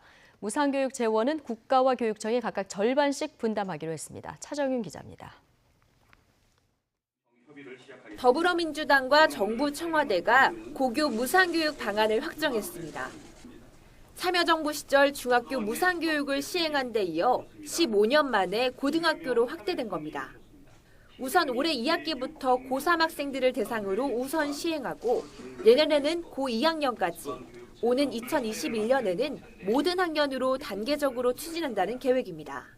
초중 고등학교 교육의 국가 책임 완성을 위해 또 한 걸음 내디딜 수 있게 된 것을 정말 기쁘게 생각합니다. 전국 고등학생 무상교육에 필요한 돈은 연간 2조 원. 무상교육 재원은 국가와 교육청이 각각 절반씩 분담하기로 했습니다. 고교 무상교육에 필요한 2조 원 가운데 국가와 교육청이 9,500억 원씩 부담하고 지자체가 나머지 1,000억 원을 부담하는 방식입니다. 일단 올해 2학기부터 시작되는 고3 학생 무상교육 예산은 각 시도 교육청의 자체 예산으로 편성하기로 했습니다. 당정청은 이번 무상교육으로 공정하고 평등한 교육 기회를 제공하고 서민층의 학비 부담을 크게 줄일 것으로 기대하고 있습니다. 무상교육을 통해 이 부담을 덜어준다면 저소득 가구의 월평균 가처분 소득을 약 13만 원 인상시키는 효과를 거둘 수 있습니다. 여당은 무상교육 재원 마련에 필요한 지방교육 재정 교부금법 개정안을 발의하는 등 입법 지원에도 나서기로 했습니다. YTN 차정윤입니다. 조양호 회장의 별세 이후 한진그룹 경영권 향배에 시장에 관심이 쏠리고 있습니다. 장남 조원태 사장의 3세 경영체제가 속도를 낼 거란 전망이 나오지만 최소 1,700억 원을 훌쩍 넘는 상속세와 지분 문제 같은 난제도 적지 않습니다. 취재기자 연결해 보겠습니다. 이하린 기자. 네, 경제부입니다. 네, 우선은 장남 조원태 사장이 승계에 나설 가능성이 가장 높은 거죠? 네, 그렇습니다. 2016년 3월 대한항공 대표이사 총괄 부사장으로 선임된 조 사장은 이듬해 대표이사 사장으로 승진했습니다. 이후 고 조양호 회장과 함께 회사 경영을 책임져 왔는데요. 현재 사주 일가 가운데 유일하게 대한항공 경영에 참여하고 있고 그룹 지주회사인 한진칼의 대표이사도 맡고 있습니다. 지난해 말 조 회장이 요양 목적으로 미국으로 출국하자 올해 시무식을 직접 챙기면서 전면에 경영 행보를 보였습니다. 네. 하지만 조 회장이 오랜 기간 대기업을 이끌어온 수장이었던 만큼 승계 과정이 간단치는 않을 것 같은데요. 난제도 적지 않다고요. 네, 문제가 있습니다. 조 회장이 갑작스럽게 별세하면서 승계 준비가 되어 있지 않았다는 겁니다. 한진그룹은 지주사인 한진칼을 정점으로 한진칼에서 대한항공과 주식회사 한진, 또 계열사로 이어지는 지배구조를 갖고 있습니다. 한진칼의 개인 최대 주주는 조 회장으로 18% 가까이 가지고 있고요. 3남매는 2%대로 지분이 많지 않습니다. 결국 조 사장이 그룹 경영권을 갖기 위해서는 아버지 조 회장의 지분을 상속받아야 하는데 상속세 규모가 막대합니다. 조 회장이 보유한 한진칼과 대한항공 등 그룹 상장 계열사의 주식 가치는 3,600억 원에 가깝고 단순하게 상속세율 50%를 적용해도 최소 1,800억 원에 육박합니다. 경영권을 상속받을 경우 주식 가치의 30%를 가산하게 돼 있어서 최종 상속세는 더 많아질 수 있습니다. 이 경우 조 회장 일가와 특수관계인의 지분, 즉 우호 지분은 기존 28.95%에서 20% 미만으로 떨어질 수 있기 때문에 한진칼 2대 주주인 KCGI와 국민연금 지분 등과 비교했을 때 경영권 자체가 위협받을 수 있습니다. 예. 자, 그러니까 조양호 회장이 갑자기 별세하면서 기업 승계를 미리 준비하지 못한 측면이 있는 건데요. 다른 대기업들의 상속이나 승계 과정은 어떻습니까? 네, 가장 최근 그룹 경영권을 승계한 LG그룹은 구광모 회장이 꾸준히 지주회사 지분을 늘려오다가 아버지인 고 구본무 회장 별세 이후 지분 일부를 상속받아서 경영권을 확보했습니다. 상속세는 5년 동안 분할 납부했고요. 주식담보대출과 계열사 지분 매각 등으로 자금을 마련했습니다. 한진그룹의 경우 조원태 사장이 미리 지분을 늘려오지 않았던 만큼 부담이 더 클 수도 있습니다. 상속세를 내 자금 마련이 가장 큰 과제인 겁니다. LG처럼 주식담보대출과 배당 등의 방법을 생각할 수 있는데 대출에는 한계가 있어서 배당을 증액할 가능성이 있습니다. 이런 가운데 한진칼의 2대 주주인 KCGI가 추가 지분 획득에 나서는 등 그룹 경영의 목소리를 키우고 있는 것도 난제 가운데 하나입니다. 조 사장이 그동안 아버지 그늘에 가려서 뚜렷하게 내세울 만한 경영 성과가 없었다는 점과 또 회사 내부에서 전문 경영인 체제 도입 등 변화의 목소리가 끊이지 않는다는 점도 넘어야 할 산입니다. 지금까지 경제부에서 전해드렸습니다. 네, 1987년 6월 항쟁과 12월 대선으로 정권을 이양하게 된 전두환 정권이 전직 대통령에 대한 예우를 파격적으로 강화하려고 했던 사실이 드러났습니다. 이런 시도는 노태우 당선자 측의 반발로 무산됐는데요. 최근 공개된 외교문서를 통해서 드러난 당시 상황, 유투건 기자가 정리해봤습니다. 13대 대선에서 노태우 씨가 당선된 직후인 1987년 12월 말, 외무부는 일부 대사관에 전보를 보냈습니다. 그 나라에서 대통령 당선자는 물론 전직 대통령을 어떻게 예우하는지 서둘러 알아봐서 보고하라는 주문이었습니다. 이유가 있었습니다. 당시 5공화국 정부는 전직 대통령 예우에 관한 법률의 개정을 추진하고 있었습니다. 외무부 서류철에서 나온 추진안을 보면 우선 국내 행사에서 전직 대통령의 서열을 대통령과 국회의장, 대법원장에 이은 네 번째 순위로 정해놨습니다. 미국 정계의 관행을 아예 명문화시킨 겁니다. 또 해외여행에 따른 예우 조항을 따로 만들어 국무총리 이상의 예우를 요청할 수 있도록 했습니다. 며칠 뒤에 돌아온 대사관들의 보고 내용은 예상대로 이런 조항들의 유례가 없다는 사실을 다시 확인시켜줬습니다. 헌법에서 전직 대통령에 대한 예우 규정을 갖고 있는 나라는 극히 드물어요. 한 나라, 두 나라밖에 없어요. 그리고 그것조차도 우리나라 형태가 아니라 약간의 의전을 우대해주는 정도로만 좀. 결국 이듬해 2월 실제로 개정된 법률에선 이런 내용은 다 빠졌습니다.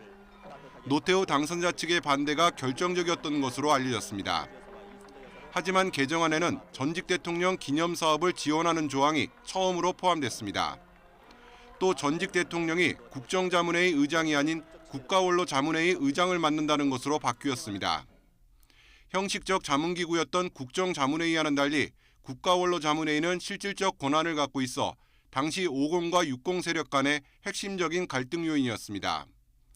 결국 전두환 씨가 막후 실세로 영향력을 행사하려고 한다는 비판이 쏟아지는 가운데 국가원로자문회의법은 1년여 만에 폐지됐습니다.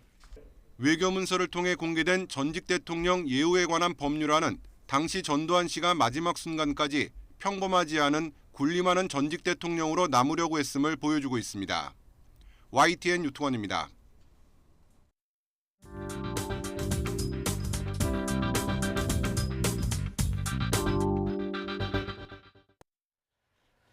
마약을 구입하고 투약한 혐의로 긴급 체포된 방송인 로버트 할리 하일 씨가 경찰 수사 이틀째 받고 있습니다. 대마를 피운 혐의로 구속된 SK그룹 창업주 손자 최모 씨 검찰에 송치됐는데요. 잇따르는 마약 범죄 취재기자 연결해서 자세한 내용 알아보겠습니다. 이영원 기자. 네, 경기 남부지방경찰청입니다. 네, 먼저 어제 긴급 체포된 방송인 하일 씨에 대한 조사 현재 진행 중이죠? 네, 그렇습니다. 오늘 오전 10시부터 경찰 조사가 다시 시작됐습니다. 이 조사에 앞서 하 씨는 마약 투약 혐의를 인정하느냐는 취재진 질문에 죄송하다는 말만 반복했습니다. 하 씨는 어제 오후 4시 10분쯤 서울 강서구에서 긴급 체포됐는데요. 인터넷으로 마약을 산 뒤 투약한 혐의를 받고 있습니다. 어제 진행된 조사에서 자신의 혐의 일부를 인정했습니다. 1차 조사가 끝난 뒤 유치장으로 입감되는 과정에서도 마약 투약 혐의를 인정하느냐는 등의 취재진 질문이 쏟아지자 죄송하다, 마음이 무겁다는 말로 혐의를 사실상 인정하는 태도를 보이기도 했습니다. 경찰은 마약 투약 여부를 정확히 확인하기 위해 하 씨의 모발과 소변을 국립과학수사연구원으로 보내 정밀 감식을 의뢰했습니다. 현재 하 씨를 상대로 필로폰 구매 양과 투약 등에 대한 보강 조사를 벌이고 있는 경찰은 이르면 오늘 구속영장 신청 여부를 결정할 방침입니다. 네, 그리고 오늘 그 대마를 피운 혐의로 구속된 SK그룹 창업주의 손자 검찰로 송치됐죠? 네, SK그룹 창업주 고 최종권 회장의 손자죠. 31살 최모 씨가 오늘 기소 의견으로 검찰에 넘겨졌습니다.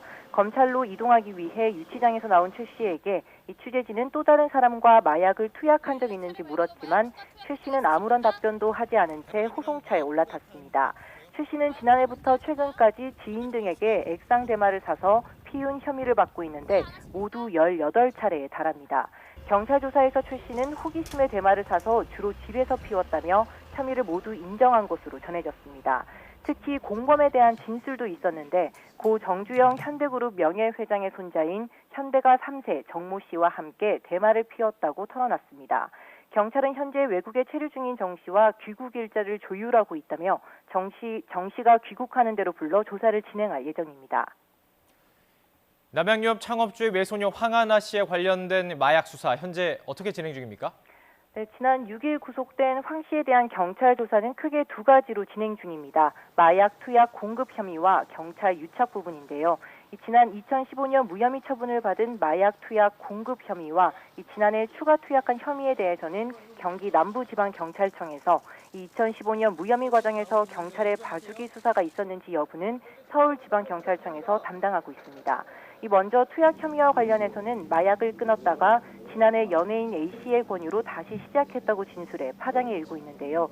다만 경찰은 황 씨가 책임을 떠넘기기 위해 일방적으로 진술했을 가능성도 배제할 수 없다며 사실관계를 확인한 뒤 A씨를 불러 조사할 계획입니다.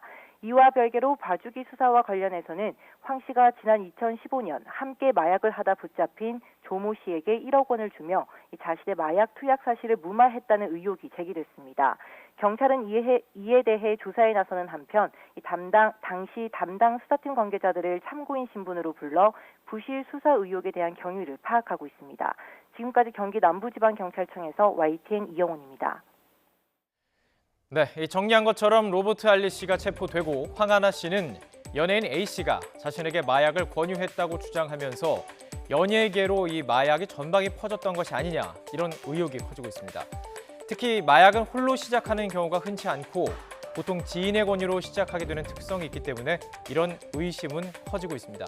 20년 넘게 마약 수사관으로 일했던 전문가의 말입니다. 하나같이 전부 다가 자기 스스로 그것을 알고 한 것이 아니고 전부 다 유혹, 주변 지인들에 의해가지고 유혹을 당해가지고 중독이 되면은 그것을 재투약하지 못 견디거든요. 그런 묘한 마약 문제는 아주 신비스러우면서 아주 묘한 문제가 있습니다. 그래서 이제 거의 다가 자기 스스로 어떻게 찾은 것이 아니고 제일 가까운 지인들에게 유혹당한 것이죠. 황하나 씨의 경우도 지난 6일 수원지법에서 열린 영장실질심사에서 지난 2015년 필로폰을 투약한 사실을 인정한 뒤에 아는 연예인이 권유를 해서 지난해 마약을 다시 하게 됐다 이렇게 진술한 것으로 알려졌죠. 경찰 수사도 이 연예인에게 초점이 모아지고 있습니다. 그런데 마약 수사가 과거와 환경이 많이 달라져서 어려움이 있을 수 있다 이런 이야기도 나오고 있습니다. 검사 시절 이른바 물뽕 마약 범죄를 최초로 담당했던 변호사의 말입니다.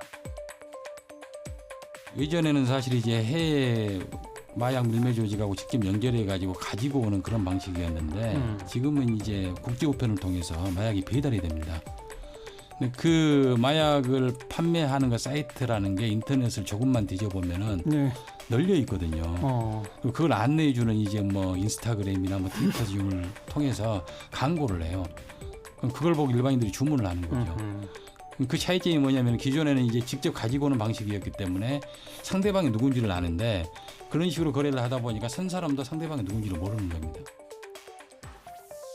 이렇게 인터넷을 통한 구매가 가능해지다 보니 함께 투약한 사람 정도는 찾을 수가 있지만 실제 공급책과 제작자를 찾아서 검거하기는 더 어려워진 것입니다. 근원을 찾아 뿌리 뽑기 어렵다는 의미죠. 자, 이 때문일까요? 마약 사범이 2014년 이후로 늘고 있습니다. 우리나라를 마약 청정국으로 알고 있는 분도 많을 텐데요. 수치를 보면 이미 청정국의 지위를 잃었습니다. 유엔에서 정해놓은 건 인구 10만 명당 20명 내에 그 마약 혐의자가 있을 때는 마약 청정국입니다. 20명 이하로요. 그런데 인구 10만 명당 20명이 넘어가는 상황이면 마약 청정국에서 제외를 하고 있죠. 우리나라가 지금 통상적으로 14,000명 내외의 마약 혐의자가 입건이 되고 있습니다. 그렇다고 하면 마약 청정국이 이미 아니라는 거예요. 네, 지금 언급된 통계는 2017년 기준입니다. 지난해 기준으로 보면 2017년보다 조금 줄었지만 12,000여 명이었습니다. 그러나 이 수치로 보아도 우리나라는 이미 10,000명당 마약 사범 24명입니다. 마약 청정국이 아닌 나라로 분류가 될 수밖에 없죠. 마약은 철저히 수요와 공급 원칙을 따른다고 하는데요. 적발된 마약 양도 크게 늘고 있습니다. 과연 재벌가와 연예계뿐일까요? 마약 청정국이라는 단어에 취해서 암처럼 퍼지고 있는 검은 손을 놓치고 있었던 것은 아닐까요? 재벌 3세와 연예계 등에서 불거진 마약 문제를 간과해서는 안 되는 이유입니다.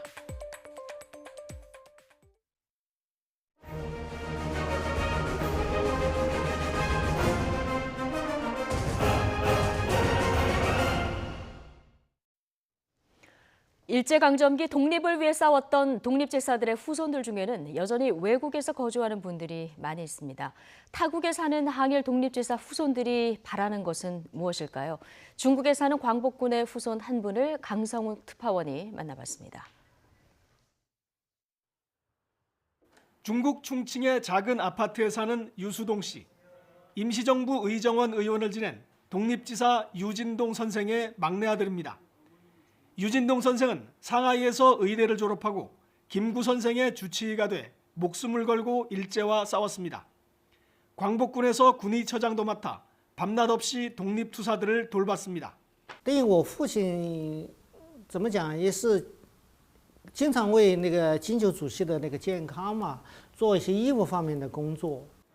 1940년 중국인 간호사와 결혼한 유진동 선생은 해방 직후 우리나라로 돌아왔다가 이내 중국으로 나왔습니다. 하지만 중국의 문화대혁명 때 임시정부 경력이 문제가 돼 고초를 겪자 북한행을 택했습니다. 북한에서 처음에 환대를 받았지만 점차 감시의 대상이 됐다가 끝내 행방불명이 되고 말았습니다. 要求的很严格，对我们子女要求很严格，都是说要好好的读书。 1963년 유진동 선생을 잃은 가족들은 중국으로 되돌아왔습니다. 나라는 해방이 됐지만 독립지사 가족의 삶은 더 혹독한 유랑의 연속이었습니다. 1942년에 찍은 임시의정원 회의 기념사진입니다. 앞줄에 김구 주석이 앉아있고 뒷줄에 안경을 쓰고 서 계신 분이 독립운동가 유진동 선생입니다. 지난 2007년 우리 정부는 유진동 선생에게 건국 훈장을 추서했습니다. 남과 북에서 모두 묻힐 뻔했던 선생의 업적도 늦게나마 빛을 보게 됐습니다. 하지만 독립운동가 후손의 눈에 아버지가 꿈꿨던 해방은 아직 이루어지지 않았습니다. 有生之年我也想回到自己的老家看一看，看到一个完整统一的朝鲜。 광복군 유진동 선생의 아들이 유일하게 기억하는 아버지의 노래는 아리랑. 이제는 남과 북이 함께 불러야 할 우리의 노래입니다.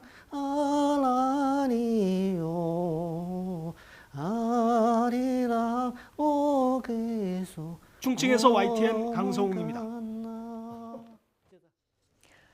문재인 대통령은 모레 대한민국 임시정부 수립 100주년을 앞두고 지난 100년 동안 대한민국이라는 이름으로 거둔 성취는 국민 모두에게 돌아가야 한다고 강조했습니다. 공정과 평화의 시대를 열기 위해서 내일 한미정상회담에서 북미 대화의 조속한 재개를 위해서 최선을 다하겠다고도 말했습니다. 문 대통령의 국무회의 모두 발언 들어보시겠습니다.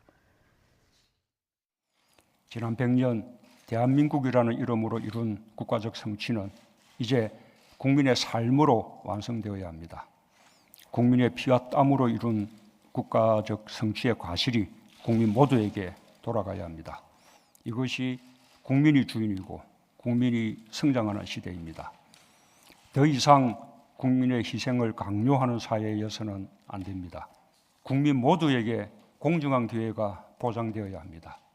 특권층끼리 결탁하고 담합하고 공생하여 국민의 평범한 삶에 좌절과 상처를 주는 특권과 반칙의 시대를 반드시 끝내야 합니다. 정의롭고 공정한 사회가 새로운 100년의 굳건한 토대입니다. 앞으로 100년은 과거와는 질적으로 다른 새로운 100년으로 나아가야 합니다. 역사의 변방이 아닌 중심에 서서 평화와 번영의 시대를 열어나가야 합니다. 그것이 새로운 한반도 시대입니다. 지금 우리는 한반도 평화 프로세스의 진전을 위해 전력을 다하고 있습니다. 저는 내일 한미 정상회담을 위해 미국을 방문합니다. 북미 대화의 조속한 재개와 성과를 위해 최선을 다하겠습니다. 오늘 국무회의에서 문재인 대통령은 소방공무원 국가직 전환 관련 법안을 국회가 신속히 처리해달라고 촉구했습니다. 문 대통령은 오늘 국무회의에서 소방공무원의 국가직 전환은 처우 개선뿐만 아니라 인력과 장비의 지역 격차를 해소해 재난에 효과적으로 대응하려는 의미가 있다면서 이같이 밝혔습니다. 문 대통령은 또 산불 피해 주민들이 하루라도 빨리 정상 생활에 복귀하도록 최선을 다하겠다며 긴급 자금 지원이나 농기계 수리 지원, 또 피해 가축 진료 등 주민 지원에 전력을 기울여달라고 당부했습니다. 중국과 베트남, 몽골 등 아시아 지역에서 아프리카 돼지열병이 급속히 번짐에 따라 정부가 국내 유입을 막기 위해서 국경 방역 강화 등 대책을 내놨습니다. 이계호 농림축산식품부 장관은 오늘 정부 서울청사에서 9개 부처와 합동으로 아프리카 돼지열병의 국내 유입 예방에 대한 정부 담화문을 발표했습니다. 이 장관은 아프리카 돼지열병은 돼지에서만 발생하는 바이러스성 질병으로 감염 시 치사율이 매우 높고 구제역과 달리 예방 백신이 없어 발생할 경우 막대한 국가적인 피해를 가져올 수 있다며 국민의 협조를 요청했습니다.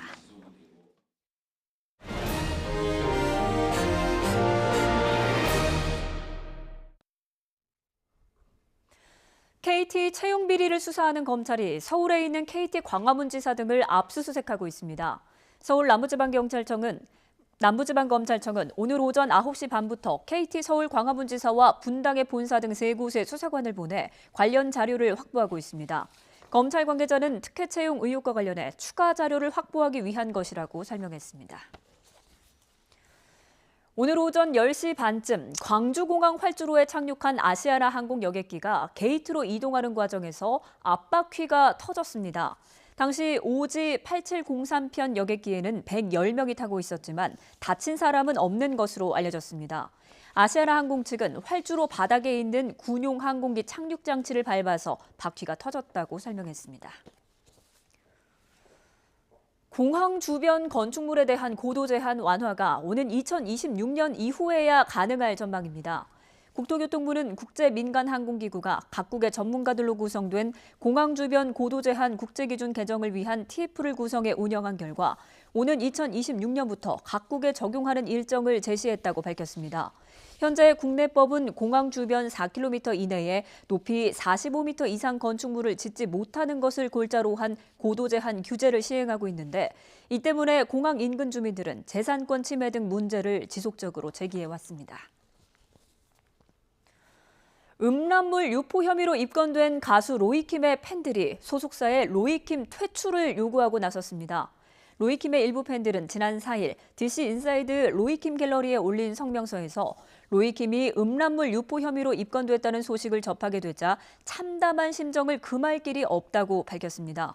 이어 위법 여부는 경찰 수사로 밝혀지겠지만 팬덤 대다수 구성원이 여성인 상황에서 더는 로이킴의 활동을 수용하고 소비할 수 없다면서 소속사의 로이킴 퇴출을 강력히 촉구한다고 덧붙였습니다.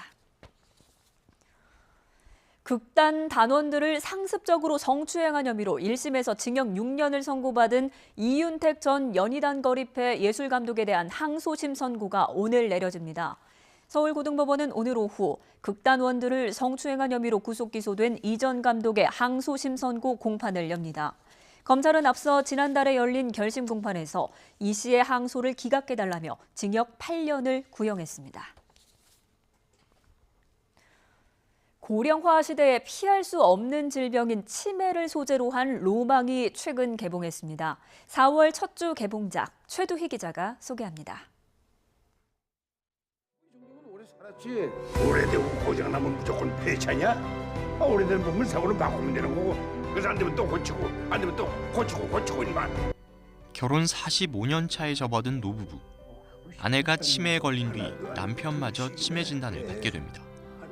치매 선고 이후 서로에게 집중하게 되면서 기억을 잃어가는 노망은 청춘 시절의 로망으로 변해갑니다. 고령화 치매 사회의 문제를 담담하게 그려낸 작품으로 노부부의 애틋한 로맨스가 잔잔한 감동을 줍니다. 사회적으로 이 치매에 대한 하나의 일종의 경고를 이 작품을 통해서 제시하지 않겠는가. 그래서 여기에 대한 뭔가 좀 근본적인 대책이 정부 차원에서 있어야 되지 않겠는가 생각하고 있습니다. 시를 사랑하지만 시를 짓는 재능은 미치지 못하는 평범한 유치원 교사 리사. 시에 천부적인 재능을 지닌 5살짜리 유치원생 지미를 만난 뒤 잔잔했던 일상이 흔들립니다. 지미의 재능을 끌어내겠다는 선의와 천재적 재능에 대한 질투도 어지럽게 뒤섞입니다. 또래보다 똑똑한 천재 소년 마일스. 하지만 점점 폭력적인 성향을 드러내자 걱정하던 엄마가 퇴행 최면사를 찾습니다. 퇴행 최면으로 마일스가 손에 집착하는 연쇄살인마에게 빙의됐다는 충격적인 사실도 알게 됩니다. 버스 한 대로 필리핀 오지마을을 누비며 의료봉사를 펼친 고 박누가 선교사의 삶을 담은 다큐멘터리도 관객을 찾았습니다. YTN 최두입니다. 중국산 전자제품이 인기를 끌면서 중국 직구 시장이 급격히 성장하는 것으로 나타났습니다. 전자상거래 기업 이베이 코리아는 올해 1분기 중국 직구 거래액이 지난해 같은 기간보다 37%나 증가했다고 밝혔습니다. 품목별로는 음향기기 판매량이 1년 사이 5배나 늘었습니다. 봄을 맞아서 광화문 광장을 대표하는 이순신 장군상과 세종대왕상이 겨운에 쌓인 미세먼지를 벗었습니다. 서울시는 오늘 오전 8시부터 정오까지 저압 세척기와 전문 인력을 동원해 동상들을 세척했습니다.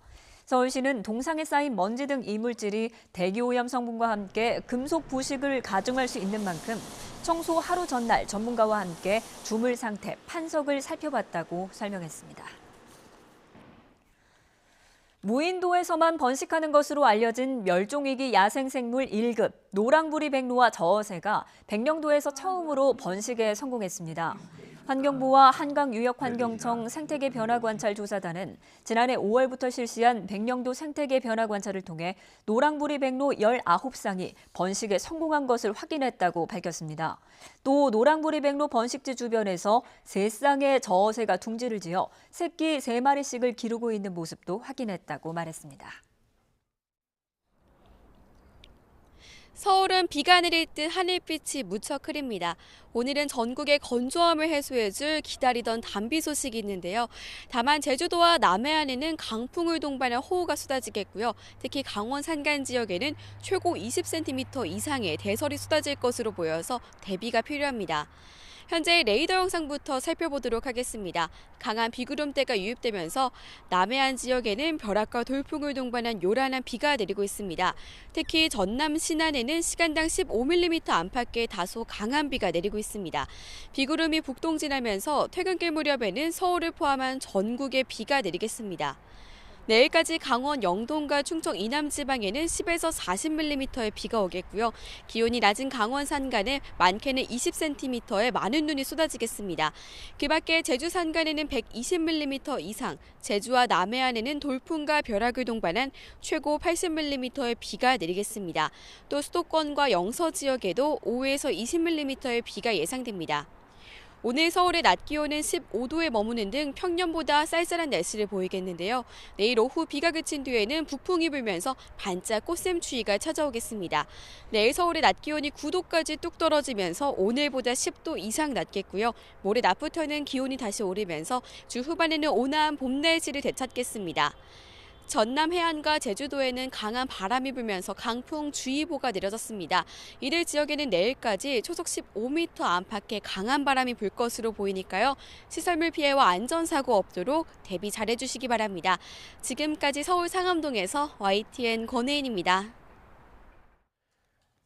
류현진 선수의 메이저리그 100번째 등판 예상보다 짧았습니다. 부상이 재발했는데요. 심각하지 않은지 걱정입니다. 잠시 뒤 3부에서 살펴보겠습니다.